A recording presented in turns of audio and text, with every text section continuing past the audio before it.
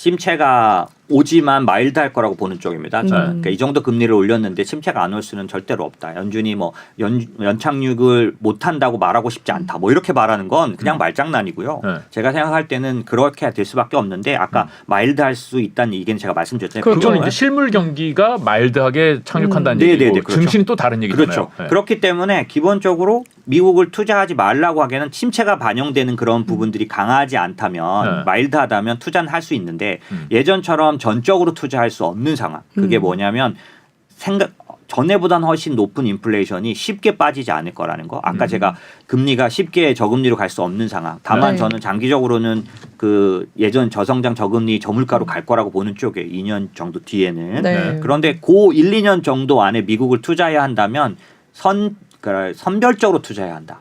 이게 간단히 말하면 옛날에는 인덱스를 투자하면 됐었어요. 미국 자체가 좋았으니까. 그렇죠. 근데 제가 생각하기에는 인덱스 투자보다는 지금은 섹터를 차라리 나눠야 한다. 근데 그 섹터 투자를 어느 쪽으로 하느냐라고 보면 그냥 분명하게 정부 투자가 이제 반영될 것. 이게 무슨 의미냐면 보세요. 내년도 침체가 온다고 하고 그게 마일드하든 아니든 모든 기업은 침체를 준비합니다. 그 JP 모건이니 골드만삭스니 다 나와서 뭐라고 하냐 우리는 충당금 쌓고 있다. 얘기하잖아요. 그럼 모든 기업이 한국처럼 모두가 지금 희망퇴직하면서 다 줄일 건데 그러면 주식 투자하는 사람 입장에서는 이게 부정적일까요? 긍정적일까요? 부정적이죠. 그 기업이 성장을 안 한다는데 그렇죠. 방어를 한다는데 주식 투자에 있어서는 부정적입니다. 하지만 이 상황에서 죽었다 깨나도 투자를 해야 되는 상황이 있다는 거죠. 그게 뭐냐면 예를 들어서 밸류체인 재편이 왜 일어났냐면 미국이 반도체를 미국에서 다시 육성하겠다는 거잖아요.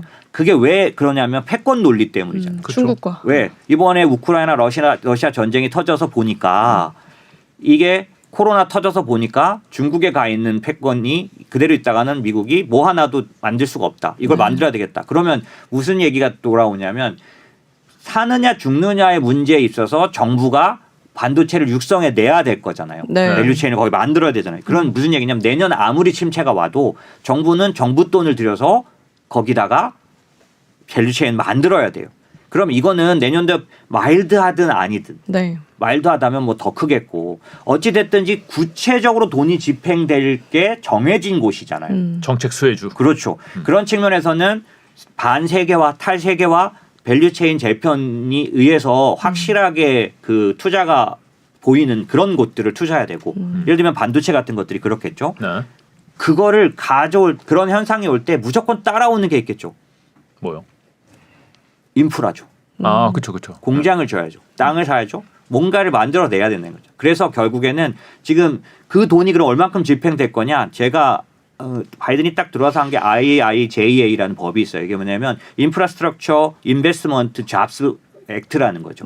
여기 1조 2천인데 공급망 병목 때문에 거의 쓰지를 못했어요. 그다음에 IRA 인플레이션 리덕션 이것도 4,500억 5,500억인데 거의 1,000억도 집행을 못했어요. 이게 지금 집행할 수 있냐 2023년부터는 가능해지죠. 왜 공급망 문제가 해결되기 시작했으니까. 이제 코로나가 풀렸잖아요.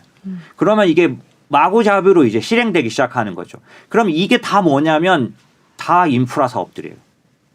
그러면 제가 생각할 때는 인프라 사업과 직결된 산업을 투자해야 되겠죠. 뭐가 있을까요? 중장비. 네, 그렇죠. 그래서 산업재, 자본재.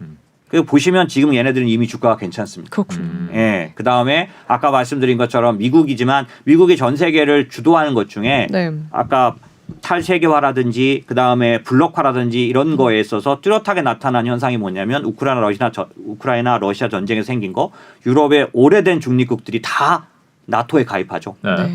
같이 나타난 현상 방위비를 올리는 거예요. 독일이 2% 이상 이러면서 그러면 전 세계 무기를 오래도록 수출해온 이 무기는 독특한 구조를 갖고 있는데 수출국은 1, 2위가 부동이에요. 10년간.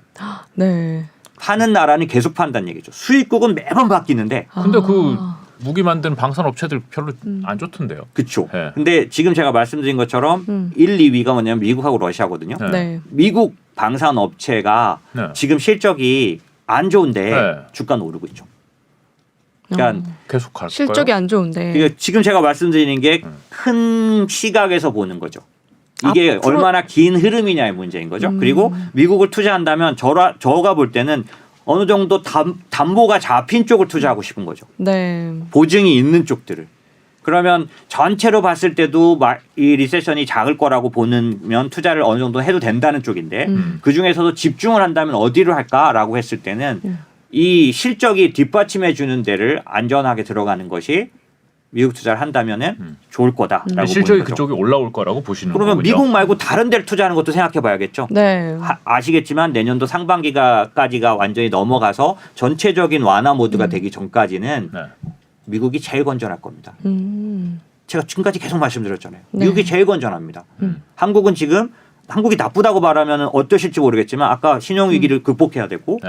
전체적으로 전체적으로 먼저 이렇게 달러 강세 그다음에 이런 식의 긴축 때는 항상 신흥국들이 흔들리고 있기 때문에 요 타이밍을 다 같이 넘어서면 신흥국이 무조건 세져요. 네. 근데 아직은 내년도 상반기까지는 불안한 상황이잖아요. 그럼 불안한 상황에서는 미국이 제일 건전한 상태인 거죠. 그러니까 미국 투자는 어떤 면에서는 안전한 투자가 되는데 그중에서도 예전처럼 그냥 전체 다 투자하는 게 사실 이번에는 좀 어려운 부분이 있을 수 있다. 우리 뭐 테슬라 고 구글 고 뭐 이런 느낌은 아니라는 거군요. 아니죠. 그러니까 제가 네. 뭐 기술주를 아예 그쪽이 아니라 이쪽이라를 말씀드린 게 아니라 그 권고에 대한 의견을 하나하나 말씀을 드릴 수 있지만 네. 제가 생각하기에는 그냥 빠르게 말씀드려서 미국의 섹터로 봤을 때. 그렇죠.